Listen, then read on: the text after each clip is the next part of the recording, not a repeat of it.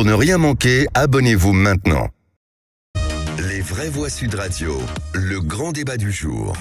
Il y a des squatters à la maison. Comment lutter contre les squats de maison? Ils ont changé les serrures. Il y a une proposition de loi. Le but, c'est de durcir la peine pour les squatteurs. Multiplier par 3 ces sanctions, que ce soit les amendes ou les peines de prison, à faciliter aussi les procédures d'expulsion. Sauf que cette proposition de loi, elle fait pas l'unanimité, elle inquiète les associations de droit au logement. Les associations disent que l'abbé Pierre se retournerait dans sa tombe. Effectivement, dans la loi, une des mesures est la résiliation automatique du bail quand le loyer n'est pas payé. J'ai toujours payé mes impôts, alors vous avez intérêt à me les sortir à coups de pompe dans le cul. On a des cas dramatiques qui nous sont révélés tous les jours de personnes qui sont à la retraite, donc c'est quasiment le seul niveau de revenu qu'ils puissent avoir. Ils font comment? On ne choisit pas toujours de ne pas payer un loyer. Ça n'est pas aux petits propriétaires de payer pour la difficulté à se loger d'une partie des Français. À 248 voix contre 91, le Parlement a définitivement adopté donc cette loi visant à protéger les logements contre l'occupation illicite déposée par le camp présidentiel. La proposition de loi accélère les procédures d'expulsion en cas d'impayés prolongés et prévoit jusqu'à 3 ans d'emprisonnement et 45 000 € d'amende pour les squatteurs. La gauche et les associations de lutte contre le mal logement sont assez inquiètes, Frédéric. Oui, une gauche, disons-le, qui redoute une gauche avec l'accent chypriote justement. Voilà. La gauche donc qui redoute que l'application de cette loi dite Kasbarian ne double le nombre de personnes sans domicile. 330 000 sont comptabilisées en France selon le rapport annuel de la Fondation Abbé Pierre. C'est 10% de plus que l'année dernière. De l'autre côté du mur, il y a les propriétaires qui se retrouvent à la porte de leur domicile au retour d'une longue absence sans avoir les moyens de faire valoir leurs droits. Vous êtes locataire, vous êtes propriétaire. Quel regard portez-vous sur les prérogatives de chacun? Les squatteurs ont-ils des droits à faire valoir dans leur situation? Vous intervenez au 0826 300 300 et vous participez à cette consultation, Cécile. Oui, justement, on vous demande si c'est acceptable d'expulser des squatteurs. Vous dites oui à 97% et certains nous disent les squatteurs enfreignent sciemment les lois, dégradent les propriétés. Il est inadmissible de leur accorder quelconque droit. 0826 300 300, on va en parler. Nous y sommes au 97%. Tout à l'heure, Françoise le disait. C'est ça. Jean-Baptiste Hérault est avec nous, porte-parole de l'association du droit au logement. Bonsoir, bienvenue sur Sud Radio. Bonsoir. Bonsoir, nous revenons dans un instant vous voir, mais d'abord le tour de table de nos vraies voix. C'est ça, avec Philippe Bilger en premier. Il y a quelques années, on a commencé véritablement à parler du phénomène des squats. Et depuis, j'ai l'impression qu'à intervalles réguliers, on propose des mesures et qu'il y a une indignation qui voit se succéder des propositions de l'État. Et maintenant, on a une proposition de loi, vous venez de l'évoquer, qui est approuvé par le groupe Renaissance et déposé par le garde des Sceaux. Oui. Non, c'est déposé par le président de la commission des affaires économiques. Oui. D'accord. Monsieur Castaldi. C'est passé au Sénat déjà. Donc cette proposition de loi, déjà, elle me paraît pêcher sur un problème qu'on retrouve dans beaucoup de registres pénaux de la France, l'idée qu'en augmentant les peines, on va rendre la répression plus efficace. Déjà qu'on applique la répression qui est permise. Et plus globalement, votre question, faut-il déloger les squatteurs manu militari? Je dirais, si l'état de droit devient enfin efficace, si devant des infractions incontestables, il parvient à mettre en œuvre un processus qui règle rapidement le conflit entre propriétaires et squatteurs, en négligeant pas, bien sûr, les droits, les garanties humaines de ces derniers, pourquoi pas? On n'a même pas besoin, lors du manu militari, il suffit de la force de la loi pour une fois appliquée efficacement. Françoise Degois, j'imagine que... Je suis extrêmement partagée. Bien sûr que ça tombe sous le sens, nos auditeurs répondent. Bien sûr que des gens qui rentrent de vacances et qui retrouvent des squatteurs chez eux, avec impossibilité de récupérer leur logement, avec une volonté, une intention des squatteurs, en plus de ça, de vivre de ce système, ça c'est un point de vue. Évidemment que manu militari, je n'aime pas du tout cette expression. Je pense que je suis comme Philippe. Je pense que si on fait respecter l'état de droit, on n'a pas besoin d'arriver à manipuler. Après, moi, je suis extrêmement gêné sur la question des expulsions des gens qui payent pas le loyer. Je suis très gêné par l'ensemble de la loi. Et je suis très gêné par cette façon de faire une espèce de loi globale, un gloobie-boulga dans lequel finalement vous allez toucher des catégories de gens qui sont très différentes. Vous avez des gens qui ne choisissent pas de plus payer leur loyer, qui ne peuvent tout simplement plus le payer. Vous avez vu, Cécile, dans les journaux hier, ce couple de retraités qui vit dans sa voiture parce qu'ils n'ont plus les moyens d'avoir un accès au logement. Donc je suis extrêmement mitigée. Une fermeté plus grande sur les squatteurs professionnels, j'ai envie de dire, hein, les gens qui connaissent la loi et les failles dans lesquelles, mais véritablement sur les paiements de loyer, sur les expulsions, où je suis extrêmement critique sur cette loi qui vient d'être approuvée. François Pupponi. Moi, c'est un sujet que je connais bien, j'ai beaucoup travaillé là-dessus à l'Assemblée nationale, et bon, faut pas tout mélanger. T'es d'accord, c'est un peu mélangé là quand même. Parce que squatter, c'est quoi un squatter? C'est quelqu'un qui va rentrer de force chez quelqu'un et qui va occuper sans droit ni titre. Bon. On avait déjà voté une loi qui disait que lorsque ça arrive, si on intervient tout de suite et qu'on porte plainte immédiatement, la police peut déjà le déloger dans les 48 heures pour éviter qu'il s'installe. Une fois qu'il est installé, il faut aller à la justice. Et pourquoi régulièrement il y a des lois qui sont votées? C'est qu'entre le moment où on porte plainte, que les juges, compte tenu de la difficulté, décident de dire qu'effectivement il est sans droit ni titre, qu'il dit il faut l'expulser, il faut ensuite que le préfet recourt à la force publique. Et effectivement, quand on dit Manu Lizari, une expulsion, la police arrive la veille, on dit écoutez, voilà, on vous prévient, demain on va venir vous expulser. Soit vous partez gentiment aujourd'hui, soit demain on vient avec l'huissier et on expulse. Moi, en tant qu'élu, je me suis parfois opposé à des expulsions parce que l'expulsion, c'est à 6 h du matin, 8 h du matin, un huissier, la police arrive, tape à la porte, il y a des enfants, on met tout le monde, on met les meubles au garde-meubles. Bon, le problème, c'est que aujourd'hui, il y a des réseaux qui se mettent en place et qui occupent des immeubles. Il y a des réseaux mafieux qui prennent un immeuble neuf entier, qui installent des familles, qui encaissent les loyers en espèces, et on dit, faut rien faire. Voilà. Donc, les vraies voix. On a eu déjà une première tonalité de votre part. J'aimerais qu'on accueille donc une nouvelle fois notre invité, Jean-Baptiste Ayrault, porte-parole du DAL, donc le droit au logement. Jean-Baptiste Ayrault, votre association compte dans l'environnement sur cette question. Vous avez un regard précis. Déjà, peut-être, parce que ça a été évoqué, la question du squat, vous la dissociez totalement, bien sûr, de l'impayé de loyer. Mais est-ce que vous accordez des circonstances atténuantes à la situation de certains squatteurs? Écoutez, d'abord on a un problème général, c'est qu'on n'a jamais compté autant de logements vacants dans notre pays, puisqu'on en compte 3,1 millions, c'est l'INSEE. Bon, tous ne sont pas vacants, etc. Mais enfin, en tout cas, il y a une hausse constante du nombre de logements vacants et également du nombre de locaux vacants, par exemple des bureaux inoccupés, des ateliers, des usines, etc. Donc ça, c'est un point dans un contexte où on a une crise grave du logement, puisqu'on n'a jamais compté aussi autant de sans-abri depuis au moins une cinquantaine d'années dans notre pays. Bon, donc voilà. Alors évidemment, dans ce contexte-là, qui est un contexte pas nouveau, parce qu'il faut quand même rappeler que depuis la Libération, il y a eu énormément d'occupations d'immeubles vides, parce que la crise du logement est un peu récurrente dans notre pays, bien qu'elle se soit aggravée ces 30 dernières années, incontestablement. Mais l'occupation d'immeubles vacants avec des associations chrétiennes, solidaires. Bon, nous aussi, on en a fait beaucoup avec des personnalités, l'abbé Pierre et d'autres, Léon Schwarzenberg, professeur Jacquard, des artistes, etc. On a occupé des immeubles vacants appartenant à des grands propriétaires. Bon, c'est-à-dire des immeubles qui sont vides, en tout cas pour cette dernière période, parce que on les laisse vacants dans la perspective d'une montée des prix de l'immobilier. En fait, la fiscalité est favorable à la vacance en France pour l'instant. Et les pouvoirs publics ne mènent aucune politique de mobilisation de logements vides. Ils pourraient par exemple appliquer la loi de réquisition sur des biens appartenant à des grands propriétaires. Ça n'est plus fait, ça n'existe plus.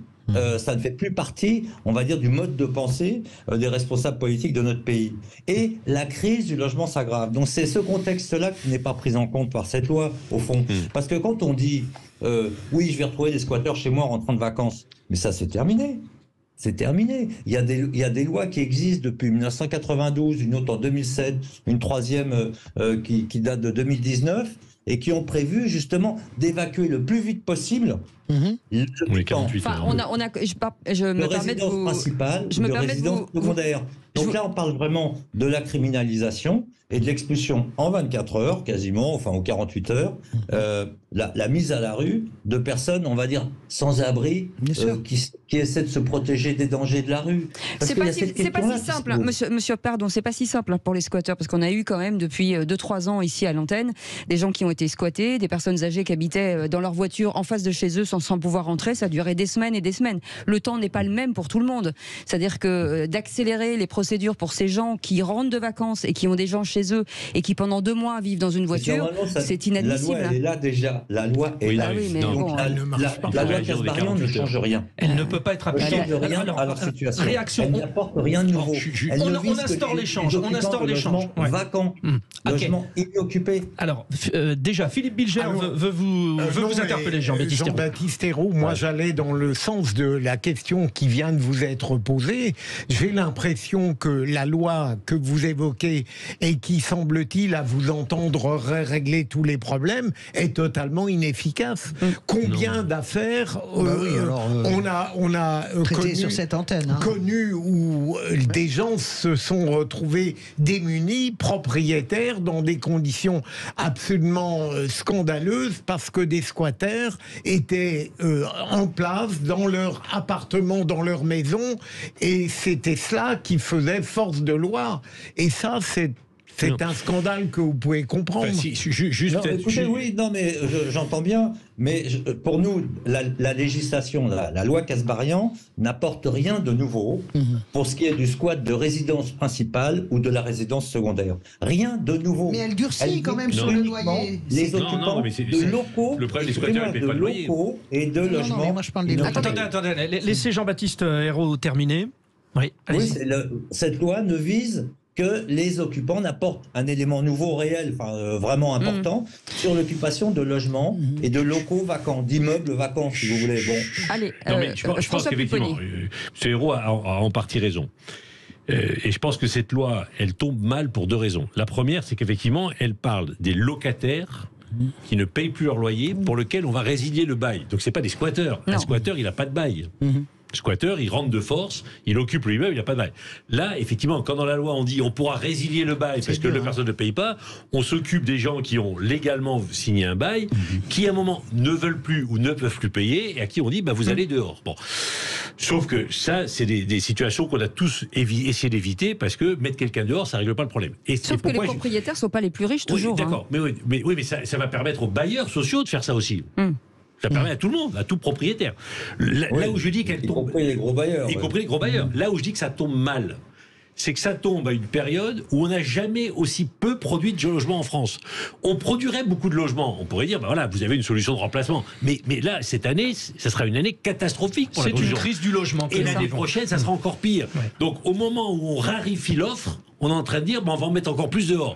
Donc je pense qu'en termes de timing, c'est pas forcément la meilleure solution. Non, mais en termes même de construction de la loi, je le redis, tout mélanger, c'est-à-dire mélanger le squat avec ces faits divers dont parle Cécile et qui nous frappent, est totalement injuste, et la réalité de centaines de milliers de gens qui rentrent dans une précarité telle qu'ils ne peuvent plus payer le loyer, je pense que c'est pervers comme façon de fonctionner. Nicolas est avec nous, il nous appelle de Haute-Garonne au 0826 300 300. Bonsoir Nicolas. Bonsoir Nicolas.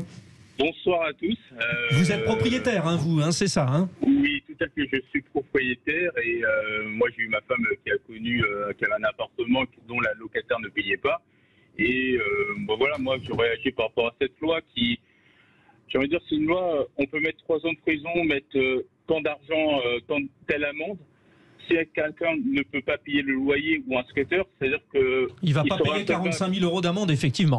Voilà, et on peut lui mettre 3 ans de prison. On connaît très bien, on n'applique jamais les peines maximales, donc ça fait pas peur. On sait, on ne mettra jamais le squatter ou le locataire qui ne paye pas le loyer, on ne le mettra jamais à la rue, on ne le mettra jamais en prison, je veux dire. Petit 1. Petit 2, on part toujours du principe qu'un propriétaire, c'est un riche. Mais il ne faut pas oublier qu'un propriétaire, c'est quelqu'un qui a pris un risque de faire un crédit. Il fait tourner une économie avec les intérêts vis-à-vis de la banque. Et quand on paye pas, voilà, il faut quand même dire, la plupart ne donnent même pas 1 euro symbolique tous les mois, préfèrent laisser traîner, faire le mort. Et derrière, c'est le propriétaire qui doit soit faire une pause de ses mensualités, trouver des solutions, être à la rue, ne pas partir en vacances. Voilà. Et derrière, on a quelqu'un qui peut avoir l'aide juridictionnelle pour, si vous lancez une procédure judiciaire, qui a l'aide juridictionnelle, il ne pouvait rien faire. Et donc, on est en face, pour moi, de gens, on ne peut rien faire. Donc, pour moi, une des solutions serait, il y a quelqu'un qui ne paye pas les loyers, tout ça, c'est triste, malheureusement, pour la personne. Mais on l'a pas mis un couteau sur la gorge en lui disant prends le bien. Oui. Restez avec nous, Nicolas, parce qu'on a beaucoup d'appels au standard. Merci de votre témoignage. Frédéric est avec nous, 0826 300 300. Frédéric ? Oui. Votre réaction, alors vous, point de vue locataire, point de vue propriétaire ? Moi, je pense que c'est toujours difficile de concilier le droit au logement et le droit à la propriété. C'est vrai que les lois... je voudrais savoir combien de squatteurs sont en prison en France. À mon avis, il y en a 0. Je pense que s'il y avait une loi à faire, pour moi, c'est une opération de com. La vraie loi, ça serait peut-être de penser, dans ces situations exceptionnelles, peut-être à suspendre le crédit qu'a le propriétaire bailleur, puisque comme disait l'auditeur précédent, les trades courent toujours. Et moi, je l'ai vécu personnellement. Ça nous a mis dans une difficulté énorme. On avait un squatteur, on lui a fait un procès, on lui a tout fait, on a eu un beau jugement. Mais en attendant, on a payé le crédit, on était en difficulté financière. À la fin, voilà, on a un beau jugement qu'on a encadré au-dessus de notre lit. On n'a jamais, bien sûr, la personne est partie, mais on n'a jamais récupéré votre argent.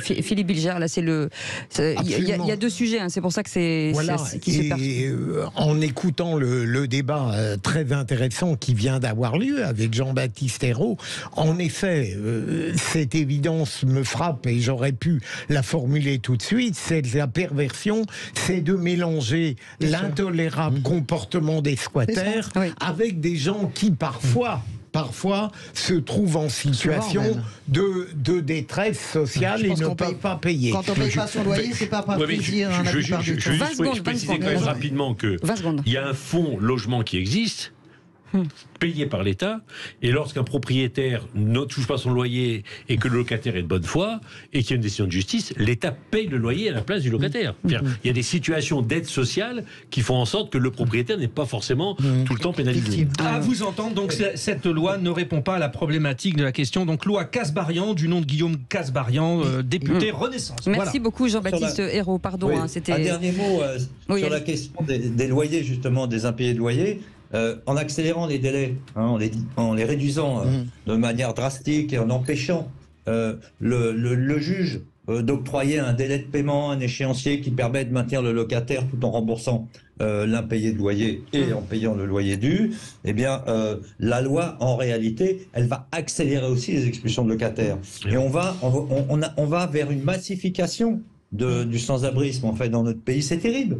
On est sur une loi qui est complètement à contre-temps par rapport à la crise du logement, alors qu'il faudrait réaliser massivement des logements sociaux. N'oublions pas qu'on a 2,4 millions de demandeurs de logements sociaux et seulement 5 millions de logements sociaux en France. Donc vous voyez. Merci beaucoup. C'était le mot de la fin. C'était le mot de la fin. Merci beaucoup, Jean-Baptiste Ayrault. Merci. Merci beaucoup, Jean-Baptiste Ayrault, porte-parole de l'association du droit au logement. Le temps nous est compté malheureusement. 0826 300 300. Vous restez avec nous. On revient dans un instant. Tout de suite.